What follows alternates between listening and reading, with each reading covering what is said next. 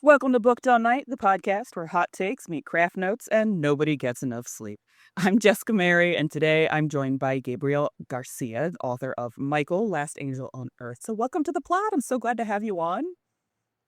Awesome. I'm so excited to be here, and I'm so excited to talk about Michael.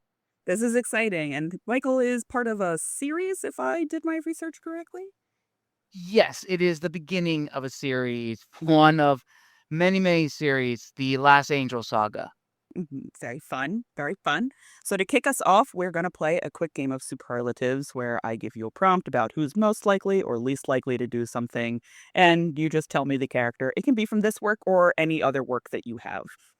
Alrighty. Okay. So, the first one is most likely to buy a book because of the cover.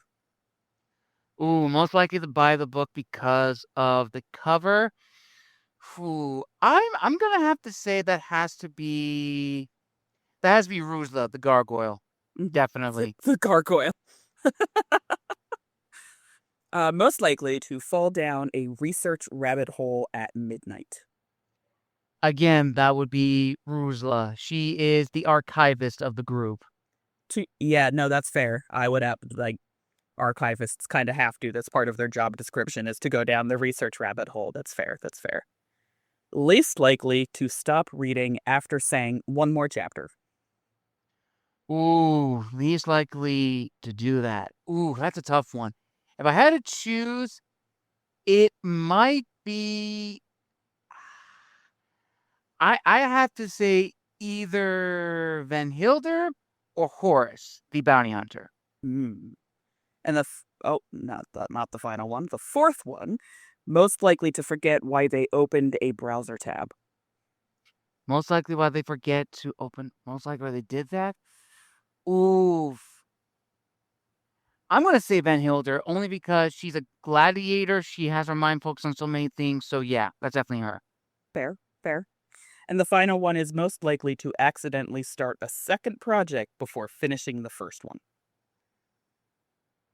Ooh, if I had to say that, that has to be Michael. Yeah, Michael definitely be the one to cause that. Big same.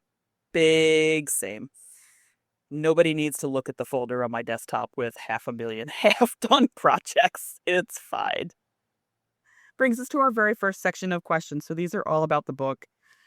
Uh, According to the back copy, Barjon, am I correct pronouncing that correctly? Yes, that is correct. Okay, okay. So Barjon was once Michael, the Archangel of War, and he now finds himself mortal and carrying the weight of all these past failures. What first drew you to a redemption story on that scale? That's actually a really good question. So when I was writing Michael, I wanted to think of okay, we've seen a lot of stories with angels, angelic beings, demons, of course. What haven't we seen? And at the time when I was writing the initial rough draft version of Michael, I was watching, or rather rewatching, Samurai Jack, the final season. Lovely. And that's where it all started going from there. Of the character that we've come to know and love for many years, he's not the same person as he is now. He now has to go on a path to get to the person he was before. So I took that concept and applied it to an archangel, specifically Michael, the Archangel of War, strip him of everything that makes him an angel, save for his nature of wanting to help, even though as a mortal, he's reluctant to help. Mhm. So yeah, definitely that was the main like inspiration behind that. Okay. So one of the interesting elements of the blurb is that Barjon isn't trying to save the world first, which I mean, like most fantasy adventure, everyone's always trying to save like that's the big goal, right? He's trying to reclaim who he once was. How did that personal journey shape the larger story at hand? Absolutely. So you're absolutely right. So the main premise of the book is, he's not trying to save the world. That's going to be the end goal. But for now, he just needs to reclaim his heavenly name and just go on this redemption. And the people that he meets along the way, they kind of really show him who he once was. And ultimately, that whole reclaiming of one's name because our name is who we are. Mhm. We're never going to have another name in our lives. We'll have nicknames, but the name that we are born with, that we have, that's personal to us. And Mhm. for Michael, that is his name. It's the only name he's ever known. So he wants that name back, not just because it's his, but what that name signifies to a lot of people. Michael is the warrior. He is the protector. He is the vanguard of heaven's armies. He needs to be that person again in some shape or form. So he has to go on a quest to redeem himself and reclaim that name that has been taken from him for so long. Mhm. So faith, forgiveness, and hope are central themes of the novel. Were those themes present from the beginning, or did they emerge as Barjon's story developed? That's actually a really good question. That's actually something that a lot of people have brought up was, is this going to be a very preachy religious book? Because there are religious undertones and themes throughout the book, Mhm. but I didn't want it to be, shoved down the reader's throat. I wanted to be a story that we could identify, with the character. Because if you look at Michael Barjon as a figure, he is a man who has been broken down to his most basic forms. He is at the bottom of the barrel, and we all love an underdog story. We all love stories that follow a character that tries to get back to that point where they feel confident in themselves. Yeah. And for Michael, it does touch on a lot of very personal themes. I didn't put a trigger warning in the book, but I have been doing it more so often in post. Is Michael deals with the themes of grief, depression, and a little bit of suicide ideation Mhm. in like the first few chapters of the book, and that's a constant theme and presence throughout the narrative. And I don't want to give too many spoilers, but there is going to be a point in the book where the reader will see, yes, it's now time he's actually shaken off that darkness. And it gives the reader a sense of, I wish we all could do this, that we Mhm. can actually just grab our darkness like in the palm of our hands and just say, get away from me.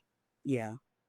Man, I wish I could do that with my anxiety. Just like you give it a little slap and throw it away and go on, be gone, darkness. My final question for this section is Barjan is joined by unlikely allies on his quest. What makes a great adventuring party for you as a reader and a writer? Absolutely. So for me, it goes around to what I like to call the friends argument. And what I mean by that is for the show Friends, like all of the characters are completely, very different from each other. Mhm. And you would think that, individually they wouldn't work, but collectively they work so well. Not to mention in the show, who are the characters that are always paired together? It's Mhm. either Chandler and, oh gosh, I'm gonna get roasted by the fans of the show. Chandler and Joey. Yes, Chandler and Joey, or sometimes Chandler, Joey, and Ross. Monica and Rachel, or Monica, Rachel, and Phoebe. Those characters bounce off each other so well. And that's what I want to do with Michael and his friends. You have a bounty hunter who's a former prince of Egypt. You have a gargoyle. You have a former Valkyrie. You have some humans that are thrown into the mix. And you would not think that these people would work well together, but they do because Mhm. they're united firstly by a common cause. But they also bring a lot of discussion and a lot of dynamics between the characters where you have, in some case, Horace asking Barjon, "Well, what's an angel? Like, what is that?" Yeah. Because it makes sense for him to ask that because he's a character of Egyptian mythology. He's not going to know what an angel is. So that offers up a lot of discussion. Same thing for Margaret and for Barjon. Mhm. They have a lot of discussion as well. So they bounce off each other. So ultimately, as a writing tip for all the, aspiring writers out there, write characters that are going to bounce off of each other and they flow with each other. You want them to have that connectivity where it makes sense for them to be friends. It makes sense for them to exist. You don't want them to be caricatures of tropes that we see in other books. Mhm. I also find I freelance editor on the side, and I find a lot of people sometimes create characters just for the bounce, but they don't necessarily like have that puzzle piece kind of fit to each other when they do finally get put into a group. And I'm like, these people suck. Like, why are they together? And it kind of reminds me of a D&D game where we all collectively need a reason to be at the table, but Right. maybe our stories don't necessarily have that backstory to come together at the table, and so we're all kind of like smushing it in there to make it fit. But it's still fun regardless. Absolutely. And I cannot tell you how many people have said that long time ago there was an idea to make, Michael as Angel of Earth into a D&D campaign. Unfortunately, it didn't go through, but I just like the premise of how that would have worked. Yeah. And just to clarify, when you say angel, you mean humanoid angel and not biblically accurate angel. Yes, not the biblically accurate angel. I mean, the angels we typically see in either media, film, or any other representation. Yes, not the biblically accurate angel that we have seen recently. Yes. Wonderful. That brings us to our very first game of the podcast, which is called Space 'em or Embrace 'em. So the rules here are that you are flying through the cosmos with a cargo full of tropes and cliches, but suddenly you get sucked into a black hole. In order to escape, you need to dump some of the cargo. You have 10 items, and you can only see 2 at a time due to a computer error. You don't have a lot of rounds to get rid of as many as you need, and we will come back to the list at least once after you've tossed and saved a few things.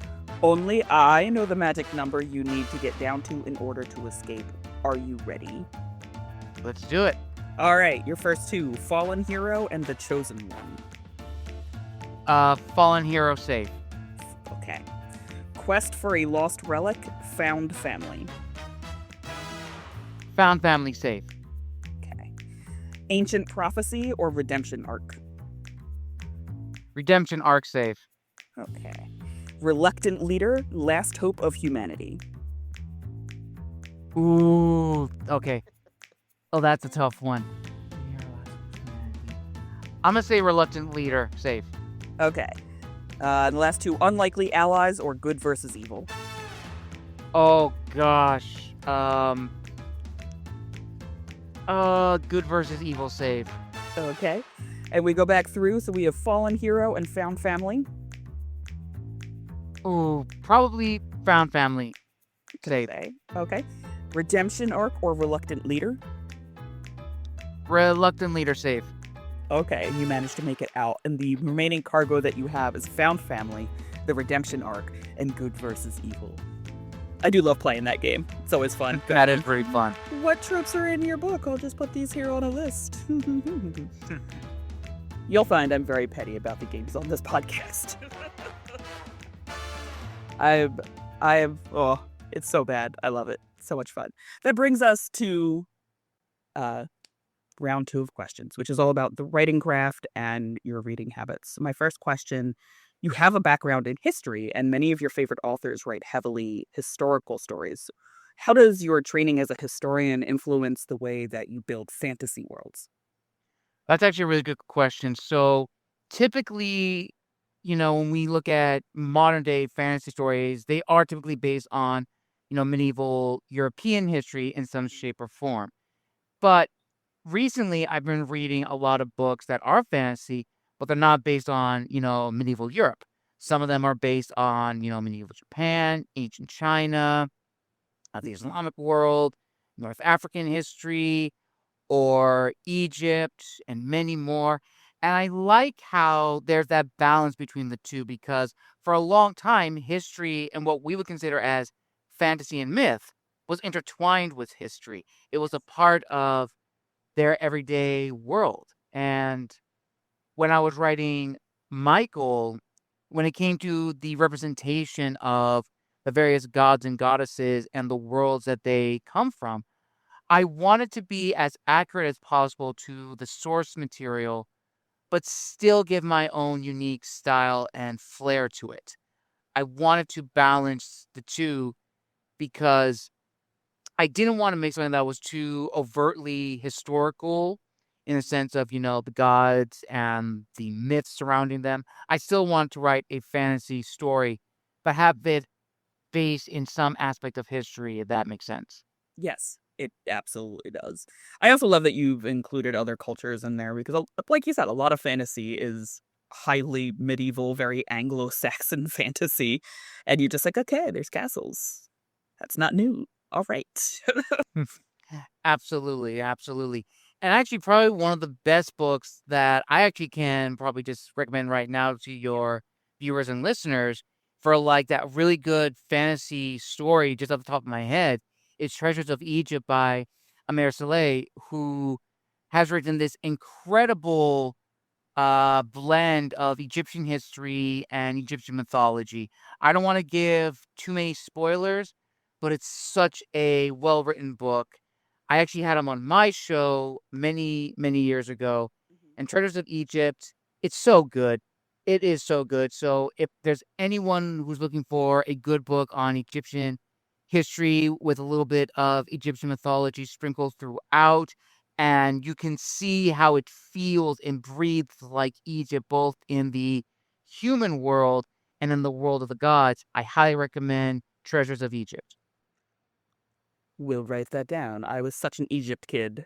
Like, it was beyond all the covers were gold and shiny. I like really had a thing for Egypt as a child and kind of grew out of that as I became very allergic to dust, and it seemed like I would probably not be into archaeology. Uh, like, all right, cool.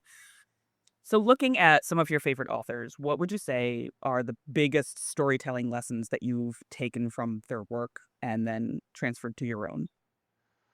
Ooh, that's a good question. I'm actually gonna break them into, each author. So I'll actually start with the author that, for me, has always stuck to my core, and that is the late Brian Jacques of the Redwall series. Oh, And the lesson I've learned from Brian Jacques is that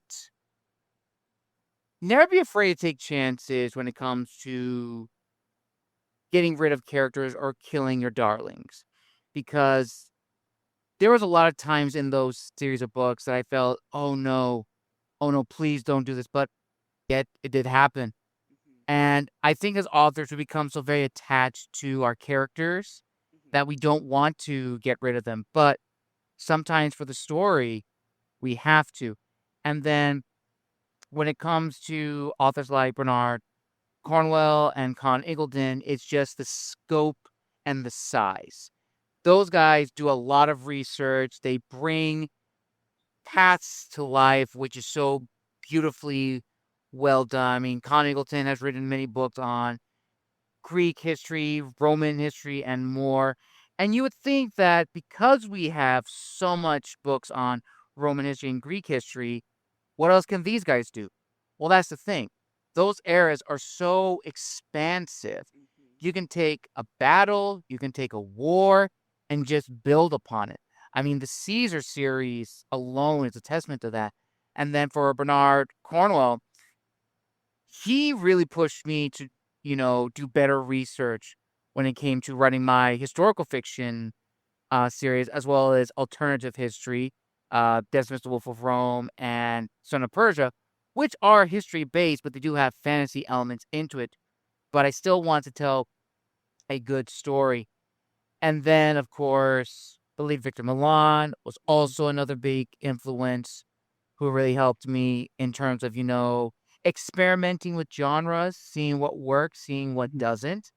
And then Valerio Manfredi, having fun with ideas and topics. For those who don't know, he's written the books on The Last Legion, which was adapted into a film, and Empire of Dragons, which imagines a unit of Roman soldiers who get transported across the Parthian desert and sold into China as mercenaries. You'll not even conceive of that, but it works so well. So all of these authors have played a huge role in my life in terms of story structure, character development, making the characters feel authentic and true, cinematic in some sense, and taking the reader on adventure, which I think at the end of the day, no matter what genre you write, you want to take the reader on an adventure and immerse them in this world that's completely different from our own. I like that. I also like the lesson of, kill your darlings, as producer Rob said to me recently, as well as a few other friends. Uh, but there is something to be said about the plot armor that happens in a lot of modern day fiction where like somebody will go into something very dangerous, but you're like, I'm not really scared because I know that nothing has happened to any of the main characters of this series. So to flip that on its head and be like, well, guess what? That main character is now dead. It suddenly makes your emotions as a reader escalate because you're like, well, now none of my favorite characters are safe if you would harm this particular character. And I think it's a really good lesson for writers to take away. Absolutely. And I want to give another example of what you said, plot armor.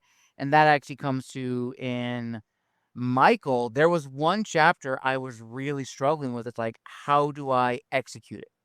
Because I Yes. know the main character, he's not going to stay dead, but the death has to be impactful Mhm. for the readers. And I struggled with that. I struggled with how do I write that scene the best way I know how. And for those that have read it, you know what I'm talking about. For those that do not know, I also want to showcase my version of what a half angel would be. So he's what we would consider almost like a demigod esque type character, where he has super strength, he has incredible dexterity and speed and warrior skills, but he can get hurt. He can get hurt. He's not all powerful like his former self. And for Michael, you do see that. You do see instances where he almost bites the bullet several times. Mhm.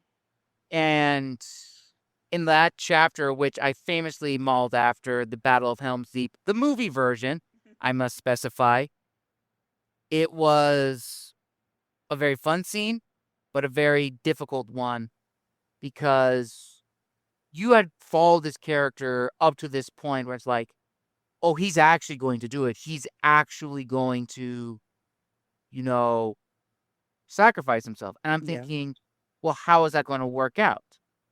And I pretty much said in the book, he has a drug. He's given an elixir that gives him everything he was when he was an angel, but there's a caveat. The more he uses it, the faster his life drains. And that's what ends up killing him for the moment. But because he's the main character, he doesn't stay dead. But it works so well. And it almost kind of goes into another writing element, which is Chetsnov's gun, which is if you introduce something that's going to be impactful, you better use it. The elixir is one of many Chetsnov guns in the book. Yep.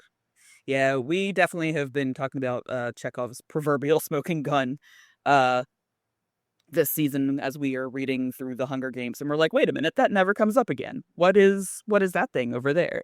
Uh Last night specifically we were talking about certain technology and characters being like, I've seen that before. And we're like, hold up, where? Because we've never seen it before, and this is the last book of the series. When have you seen this before? Absolutely, absolutely. I think as writers, we get so immersed in our stories, but if we introduce like the magic MacGuffin in our books, we have to use it. Or if we don't use it in the first book, we at least have to mention it throughout the series. Yeah. Otherwise, what was the point of ever referencing it or making a big deal of it in the first place? Yes. If you're going to draw my eye to it, you'd better have a reason for it. Otherwise, leave it alone. Like, yeah, absolutely.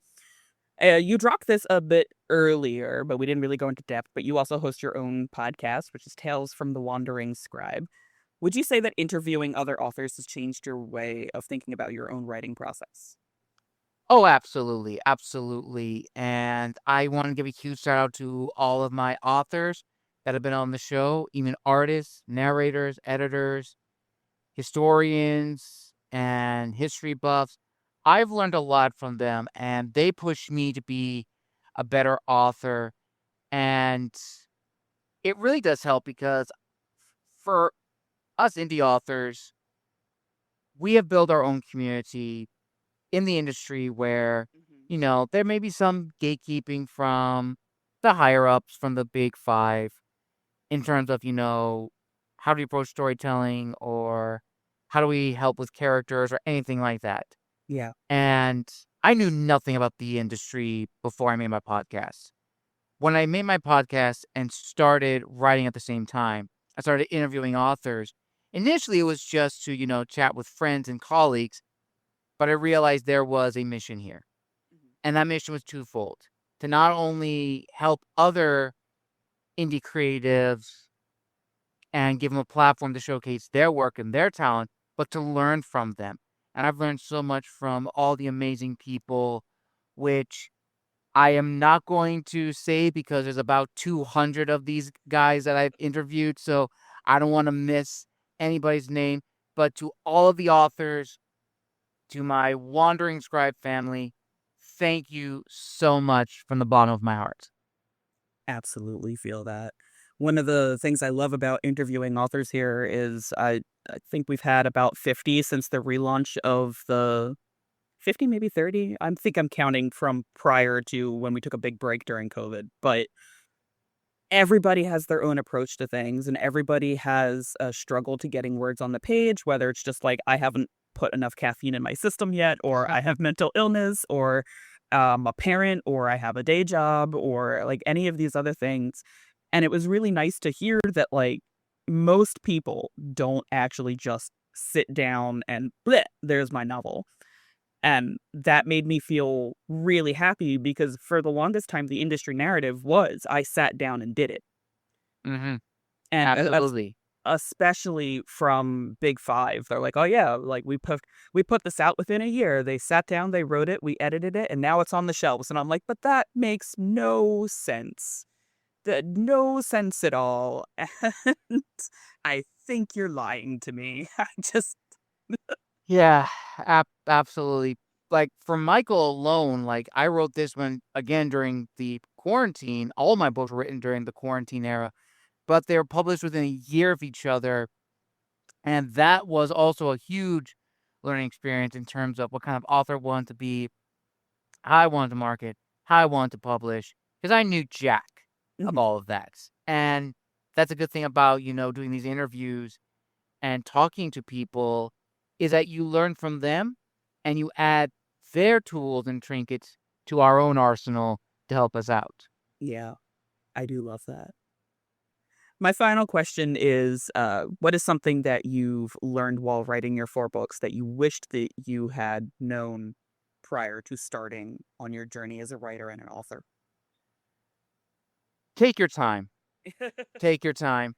And what I mean by that is not just the writing, but getting it to print. Mhm. I made the mistake at the time of trying to get all of my books published within a year. And when I did that with The Gathering, that was my first book. The reception was good, Mhm. but it wasn't great. When I did the same thing for Son of Persia, I didn't do a lot of marketing. For Michael, I started doing a little bit more. For Decimus, I learned from my previous mistakes, and it was probably the best I've ever received.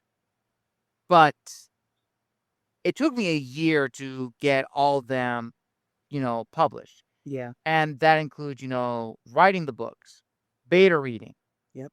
alpha reading, getting it edited, going to another editor or with the same editor for another round, and getting ARC readers and Mhm. doing all the prep work. And I think what I'm doing now for my future works is I'm just going to write, and wherever I finish, that's where I'm going to begin. Okay, now I'm going to take a break, approach it again. And then if I know that it's at the point where I want it to be, then I can go through it. I'm not going to go, okay, book is done. Let me get to my editor. Yeah. Because for me as an author, I want my book to be the most polished version it can be. So that way it's not a lot of work for my editor. Mhm. As an editor, I appreciate that sentiment. Thank you. Thank you. And a huge shout out to my editor, Lori Ball. She has been extremely helpful. in my editing process. She's been an absolute dream. I also want to give also a huge shout out to my friend Kim Applegram from South Africa, who in the beginning was also my editor as well. So I also want to give kudos to both of them because they have stuck by my side from day one. Kim has been my biggest cheerleader. She's always hyping me, always tagging me, always promoting my book. So I want to give a huge shout out to her. And I want to give a huge shout out to Lori Ball, my editor based in the UK. I always love telling the story. She's Welsh. She's very brutal with her comments and feedback. And I would not be the author I am today had not been for her giving me about 10 pages of edits where she writes several paragraphs of, okay, you've done this for chapter 10. You need to change. That's what I love so much about working with her. She is the absolute best, and she's very consistent. A confident editor is like a dream send as a writer, I will say that. And I also want to comment that like the break between drafts is so important, not just because like you yourself need to take a break, but there was a point when I was writing the piece that I'm currently querying that I could recite my entire first chapter to you because I had seen it so many times, which means you're going to go over big plot hole things and just be like, whatever. And you're going to go over the little grammatical things and be like, whatever, because you know what you meant to write. And it just all kind of mushes together with the plans that you had for the manuscript. So to leave it alone for like a month and let it clear from your head and then come back to it is really beneficial for the process, I think. Absolutely. Or if you're like me and you're working on multiple projects at the same time, it is quite a nightmare because my brain is working on two different things. I have a short story, I have another book, and I have a series of short stories that I'm working on at the same time. And I realize I have had to take a step back and focus on only one. Because doing all three at the same time initially was a nightmare. Yeah, I can only imagine. I used to, when I was an English major way back in the day, I would read multiple books at the same time, and I was routinely in like 6 literature classes because I was trying to graduate on time, which, by the way, for folks at home, I do not recommend doing. Do not take 6 literature classes at a time. They will Oh no. together. No. Yeah, no, absolutely not. Would 0 out of 10, do not recommend. But like there were times where I'd be writing a paper and just, it's college, so you haven't slept in like 4 days, especially when you're trying to read 6 books in like a day so that you can write these papers. And I'd be like, and then Mr. Darcy went to Odysseus and grabbed his bow and told him that he loved. Wait a minute. I mean, these things didn't go together, and like, forget mispronouncing a million Greek names, right? I just Oh everything. gosh. If I have to hear Antigone one more time, I'm going to scream, but it's fine. But they would all just mesh together. And that's kind of what happens. Like for me, especially when I work on multiple projects, I start blending them together and I'm like, wait a minute, there's no magic in this particular sci-fi universe that I've built. What's going on? And then you gotta take a step back and you have to like re-separate your brain. And so like if you are capable of working on multiple manuscripts, I am legitimately jealous of you and the ability to compartmentalize the brain to be like, this project goes over here and this project goes over here. I personally cannot do that anymore. Absolutely. Yeah, Absolutely. it's rough. That does bring us to the second game of the podcast. I just held up 3 fingers. I'm so glad we used the avatars now. Nobody can see me make these mistakes. The second game of the podcast, which is Never Have I Ever Spoiled My Own Book. So if you've ever been to a sleepover, it's pretty standard. Never have I ever rules. I have a statement. Never have I ever done X. Very common thing. And if you have done 5 or more, you have to spoil something from beyond Act 1. All right. Number 1. Never have I ever accidentally revealed a spoiler while talking about my book. Yeah, that's happened. Never have I ever changed a character's fate halfway through drafting. Halfway through drafting. Nope. Okay. Never have I ever fallen down a research rabbit hole for more than 3 hours. Yes, that has happened. And that was a day. I believe that. I've done the same thing. My husband pitched a Titanic heist story to me, and I was like, oh, what do I know about the Titanic? And 4 days later, I was still learning about the Titanic, and I hadn't put any words on paper. I was like, this is a problem. Okay. Never have I ever written a scene specifically to make readers cry. Purposefully or unintentionally? Purposefully. No, but one of my friends has accused me of doing that for one of my books. I was like, no, I was not trying to do that. My friend's gonna pop on here and be like, yes, you did! You liar! Never have I ever based a character trait on someone I know. Yes, and actually a lot of my characters are actually based off of either movie characters or a little bit about me and my own personality. So yes. Yeah, which is pretty common. Like, I beyond the write what you know, I mean, that kind of personality gets stuck in your head, and especially if you've had long-term friends like that, or it's something you've been struggling with, or it's just like a part of you that you want to explore. I think that's A-okay and super fun to do. Never have I ever deleted an entire chapter after realizing it wasn't working.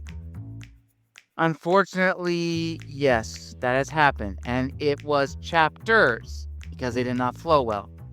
I believe that. One of our other hosts here, Magdalene Ann, actually deleted their entire manuscript the night before it was due for their senior thesis. So, yep. Yeah, they were just like, I don't like it. Deleted it. Wrote a whole new draft. I was like, you're a monster. Okay. Never have I ever added a character who wasn't in the original outline. Oh, yes. Absolutely. And that's probably, true for my fourth book, Decimus the Wolf of Rome. There were characters that were never mentioned in the initial draft, but upon the recommendation of a good friend of mine, fellow author Will Solomon, he said, and I quote, too short, make it longer. So, had to put in some new characters. That's fair. And expand the story. That's fair. That was also your fifth thing, but we have 3 options left, so very quickly, never have I ever stayed up way too late because you couldn't stop writing? Unfortunately, yes. I have stayed up late. Too late. I believe that. Never have I ever gotten emotionally attached to a side character? No, I would not say I've gotten emotionally attached to a side character. And last one, never have I ever rewritten an ending more than once. No, I have done that. I have done that. So that's 7. You have to spoil something from beyond what you consider Act 1. Okay, so what I would consider Act 1. Oh, actually, this is perfect. This is actually in the first book. Let me see. In Part 1, Fall of Light. I want to say it is in Chapter 3, where we are first introduced to the old gods. Now, I'll play the scene out for you. Michael and his team, consisting of Uriel, Gabriel, and Raphael, have been charged with breaking the most sacred vow of an angel, never killing a human. And Michael and his team do so, but they were under false pretense. They were instructed, or rather, they assumed they were killing demons. They weren't demons. They were humans in disguise as demons. And Michael gets his wings ripped out of his body as punishment, henceforth making him mortal, a Nephilim. His second in command, you could say, I've had a lot of readers debate who technically is the second of his group, Uriel, bestows upon him her power a little bit. And on that same day, the order, or I should say, the group that Michael was once a part of, comes under attack by the forces of Lucifer. And standard demons, monsters. Michael and his friends think, okay, we fought these guys before, we can beat them. That's when they see two giant shadows in the sky. And the first two villains, true villains that we as the reader see, is a giant snake and a giant wolf. That is correct. Jormungandr and Fenrir are the ones who lead the charge, taking down the Watcher's outpost and paving the way for the Watchers, the name of the angels, to pretty much fall and be desolate. So that is the first time, for us as the reader, we see that these beings still exist. They've just been in hiding all these years. I like that. That lets us come to the final round of questions, which is just chaos. And just, I was sleepy, and I write up this last section when I'm the sleepiest possible I can be. So, if Michael, Last Angel of Earth, were a breakfast cereal, what would be on the box, and what would it taste like? Ooh, if Michael was a breakfast cereal, I would imagine it would kind of look like one of those like limited edition cereals, almost like you have for superheroes. I would definitely say, because he is an angel and wants to be here, I would say like a elevated form of Frosted Flakes, probably. I was gonna say Wheaties, but I was like, no, not Wheaties. I would say an elevated version of Frosted Flakes. Frosted Michaels. Yep. Barjon gets one day in modern Southern California. What is the first thing he becomes irrationally obsessed about? If he is in modern California, which I'm a little mad that I kind of said this for the spoiler one, but there is actually something that he does go to other places in the series.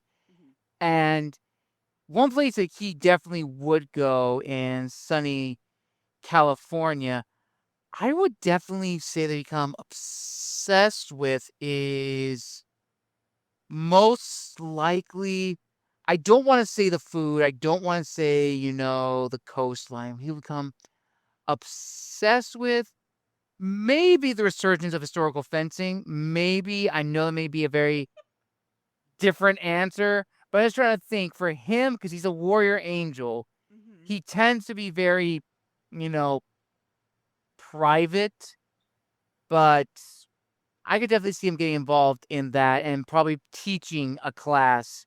Since he is the warrior angel, he knows how to use almost all the weapons. Like it. I like it. Which character from your book would be the absolute worst person to bring on a road trip?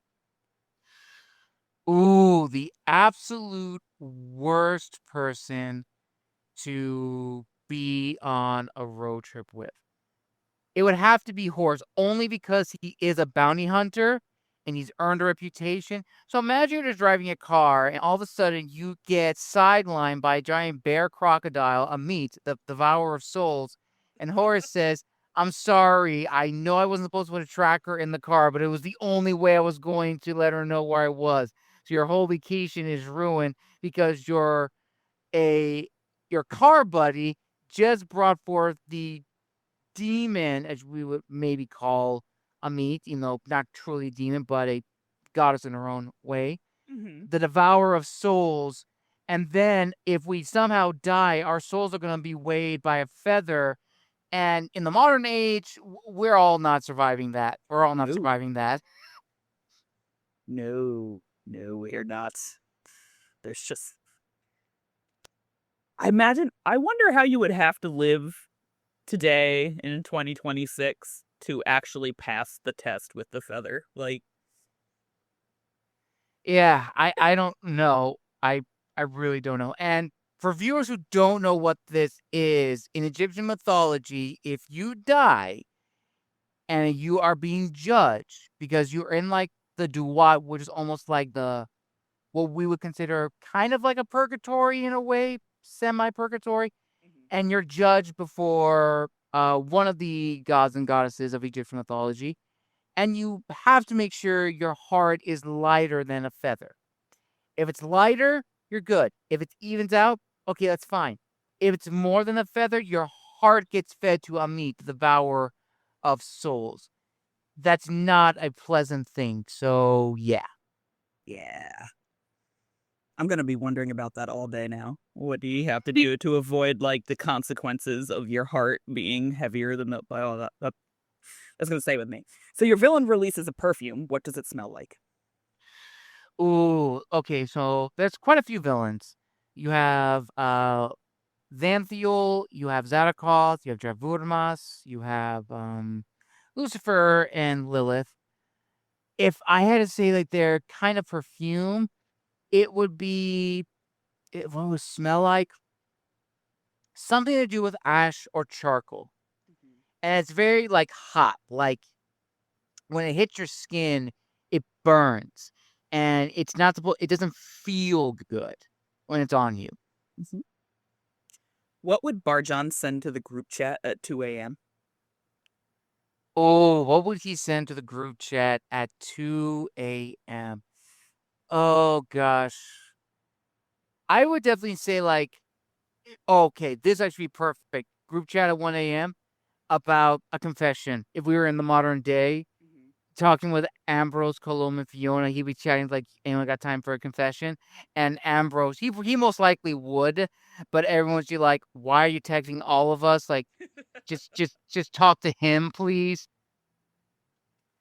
You have to replace the lost relic with something from a modern convenience store. What item gives your heroes the best chance of success? Items at the best chance for the modern convenience. There's nothing. They would die. They would well. Okay, I'll just say this because there's two items. There's two items in the book. There's the sword and there's the shield and well actually sword, shield, and armor. So oh gosh. Okay. For the sake of this, I'm going to assume he has maybe the shield but not the sword. So if I had to replace a sword, it would be just a long butcher's knife. That's all he's got. I feel like he could replace the sword with like one of those bulletproof boxes that some of the convenience stores have. And you just take like the glass one or just walk around with it. Like Yeah, he most likely would. He probably would use it. which character would accidentally become an influencer? Which character would accidentally become it's torn between two. Either Van Hilder for being like a sports influencer saying, "Hey everybody, I'm going to my next fight, wish me luck," and live streaming the fight while she's fighting in a gladiatorial arena. Or Horace, who is like, "Hey fam, I'm on my next hunt, wish me luck."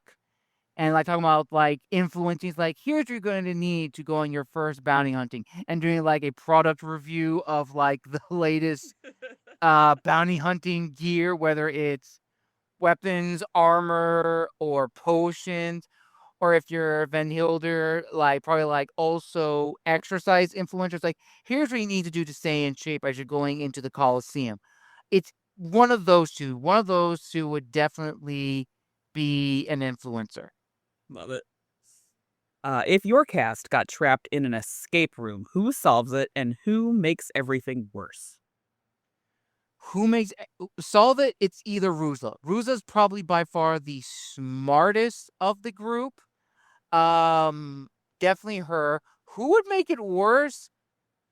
Definitely Horus. Horus is more of like a hothead.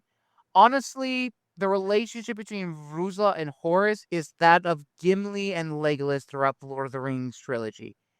They pretty much work well together, and in fact, kind of a little spoiler, in the battle, which I call the Battle for Vatican City, uh Horus is fighting demons and he's counting like Gimli, and he thinks like, okay, I'm ahead. And he sees bodies just fall down from the sky. He looks up, Ruzla is just stabbing people with her war scythe, and Horus is like, oh, I am not losing to you again, and just goes ham on everybody. So yeah, Horus would make everything worse. Ruzla would definitely figure it out. Okay. And my final question before we go into the outro, if Barjon could have one completely useless superpower in addition to everything else, what would it be? One useless superpower. Let me ask this: what would you consider to be? What would consider be for you like a useless superpower? That you know what something's gonna taste like before you eat it. Ooh, useless superpower. Honestly, I don't want to say food, but I would definitely think of hmm, angel, super strength, super speed, useless superpower. Uh, maybe able to see like a minute ahead, almost like what was that Nicolas Cage movie where he could predict everything and he knew exactly where it was. But no, then again, that kind of be like a pretty good power because you would Yeah, I know feel like that's like useful. that that would be useful. So useless power. That's tough. That's really tough. I'm gonna say the food one. I Okay. would definitely say the food one, even though I'm pretty sure now that I realize it, I don't think my character even eats anything throughout the entirety of the book. Somehow the characters don't eat anything, save for like a break where they have to where they're in France getting like coffee and like croissants, but they don't eat anything else. So I would say that the useless superpower would be the food one. Okay. So finally, we ask this of all of our guests. Is there anyone that you would like to thank today? You did thank a couple as we went throughout the interview, but anybody from agents to editors, writing partners to friends who had to listen about your book a million times. Ooh, again, that's a tough one. Who would like to give a shout out to that's tough because there's a lot of people I Yeah. really want to give a shout out who have been so helpful. Like Amer Saleh, Christoph who of the Maximus series, Emily Lanco, Kim Applegram, Lori Ball. Uh, there's so many people I want to give a huge shout out to. It's really tough. It's really tough. Um, actually, no. There is a group of people that I want to give a huge shout out to, and that is of course the people of Audio Mazes, for sort of taking me in among, the first group of people for Audio Mazes, for being some of the earliest writers, Mhm. and have still putting a lot of faith in me when there have been days I didn't put a lot of faith in myself as a writer. So I want to give a huge thank you to them for bringing me in and giving me the encouragement, among with many others. Those guys, Sophia, Colton, Tristan, uh, Carl, all the people there, Kaylee, don't want to forget her, and the rest of the authors, editors, and narrators of Audio Mazes. Just thank you from the bottom of my heart. I love that. And last official question, where can everybody find you and your books? Absolutely. So my books are available on Amazon and Barnes and Noble in print and digital. I also have an online store at the wonderingscribe.com website where you can buy ebooks from me directly. In the process of getting an online store at the moment, so that's kind of what I'm doing right now. Well, an online store for my physical copies. I do have an online store for my ebooks. I am available on Instagram at Arbiter283. I'm also available on Blue Sky as well. You can probably just type up my name, Gabriel Garcia. I also have a LinkedIn profile, which you could find my name like that as well. That's where also I post my newsletter of upcoming guests, short stories, being part of the show, and stuff like that. And I also want to make this announcement too. If you're in the SoCal area, either in the Anaheim area, Irvine, Tustin, Orange, or Fullerton, I'm going to be at the Fullerton Library on August 22nd from noon to 4:30 selling my books. So if you want to meet me in person, that is where I will be on August 22nd. Perfect. Thank you so much for joining us today, Gabriel. Thank you so much for having me on the show, and hopefully I can be back again. Yes, come back again. I love having repeat guests.